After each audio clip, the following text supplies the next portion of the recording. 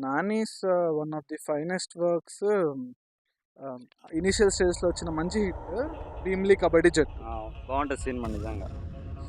So, అదే emotional cinema of course. And దాంట్లో iconic scene ఏంటంటే, నాని రిటర్న్ టు హోమ్. అదే దొరగారి దగ్గర వర్క్ చేసి ఇంటికొచ్చే సీను. సో, ఆ సీన్‌లో అదే అదే అమ్మ అప్పుడు వాళ్ళ అమ్మ వడ్డిస్తది. వడ్డిస్తది ఆ సీన్. వానికి. యాహ్! సో, కష్టపడి తను అదే సంపాదిస్తుండు. ఆల్రెడీ పూర్ ఫ్యామిలీ అని తెలుసు. సో, వండి వండి పెడతది చికెన్. "అరే! నీకోసం మాంసం వండాను రా" అని చెప్పి రైట్ రైట్. వండి పెట్టు సో, వండి పెడతా అని అంటది. వండుతది. పాపం పెడతది. పెడితే ఆడేమో ముక్కుడకలేదు.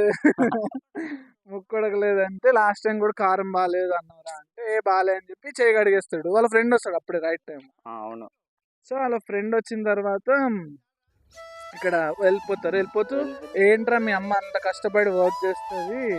ఎందుకురా తినలేదంటే" అప్పుడు చెప్తాడు, "పాపం మా అమ్మ ఎప్పుడు చలివన్నమే తింటదిరా.